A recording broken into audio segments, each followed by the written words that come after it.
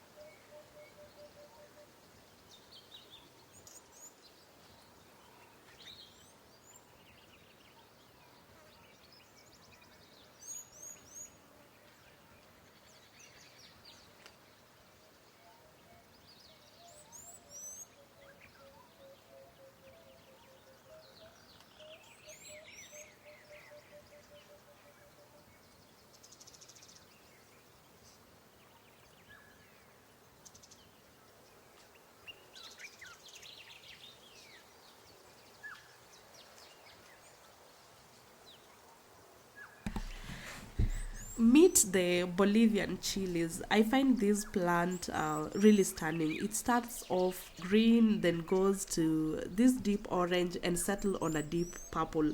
Yeah, I will try and propagate some, and if they are successful, I will gift some of you. So just stay tuned for that.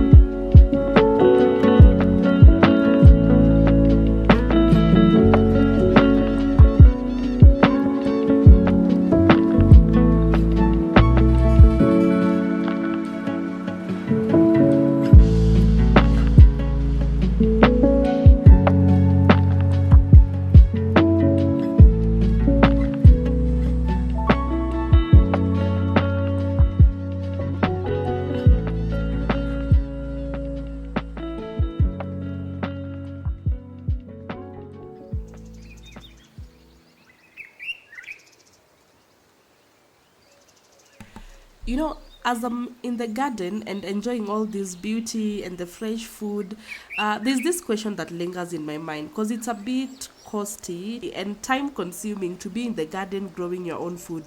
For someone like me who's doing container gardening, I don't get as much produce as people with land or like maybe a sizable piece of land. And sometimes I ask myself, is it worth the effort?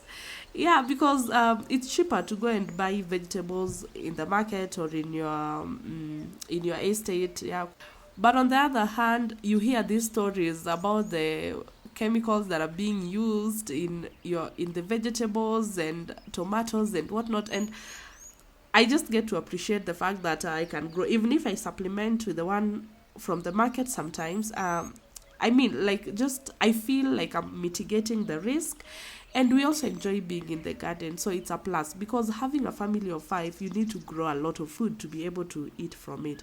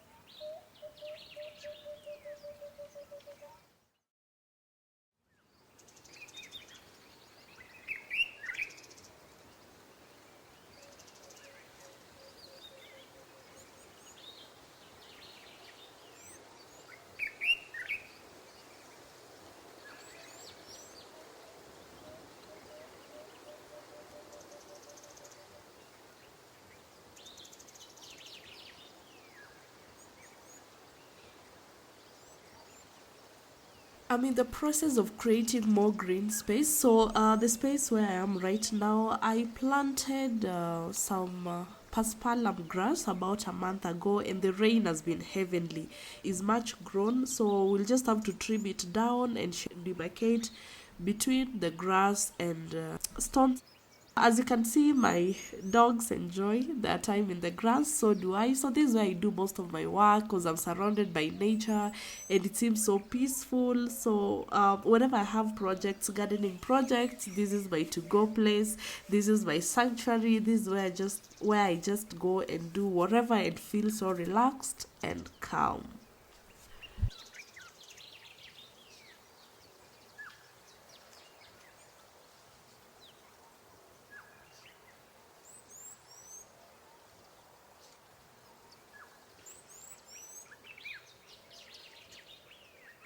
Today I'm up to a new task. I want to learn how to make essential oil.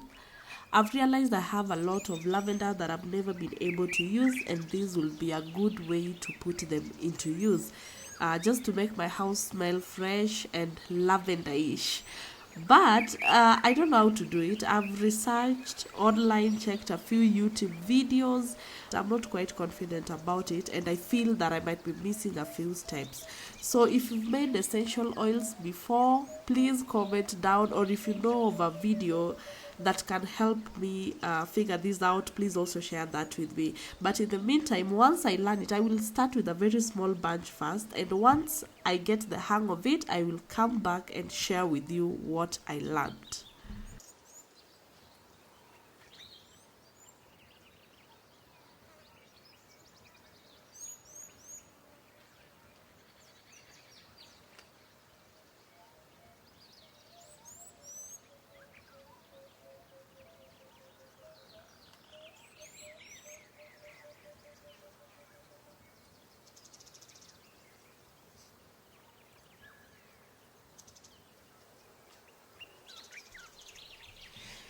In my attempt to save cost, I usually make my own calcium, and the way I do this is by taking eggshells. I dry them up, grind them into powder, and mix it with vinegar just to release the calcium.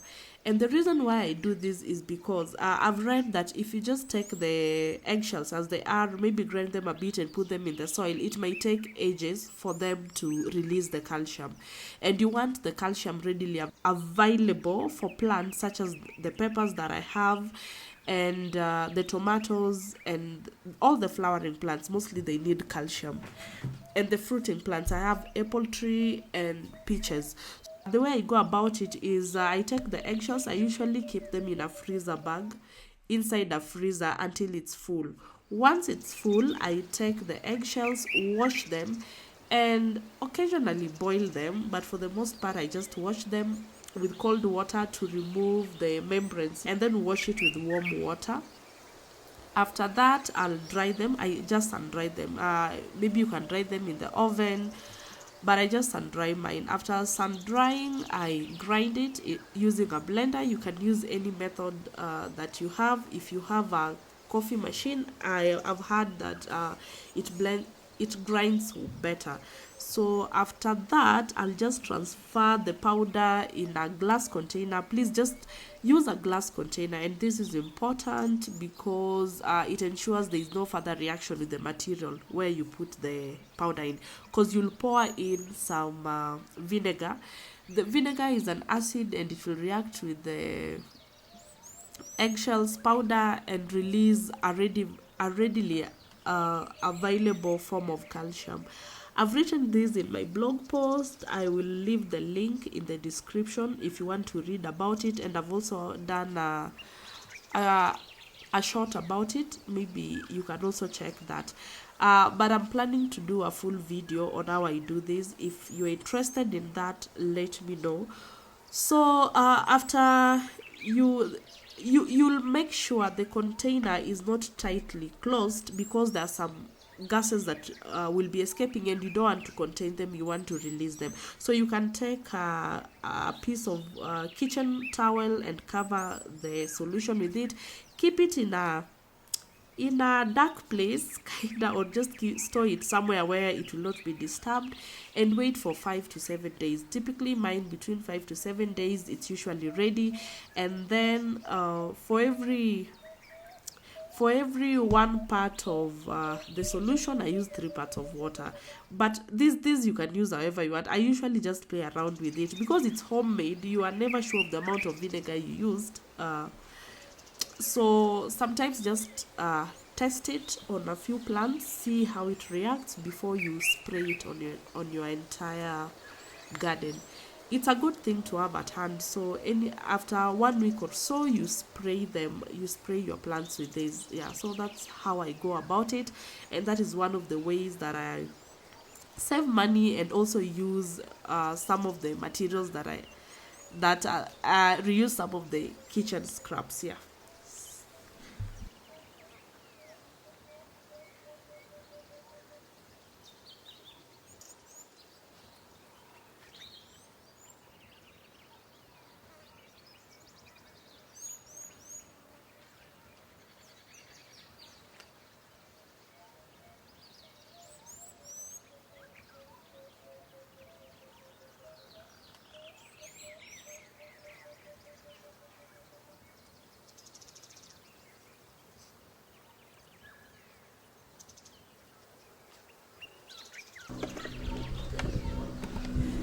Thank you so much for keeping me company in my urban homestead. My name is Achieng, the urban homesteader. If you found this video informative, consider sharing with someone who may find it useful. And if you'd like to support me, please subscribe to my channel. Until next time, see you and God bless.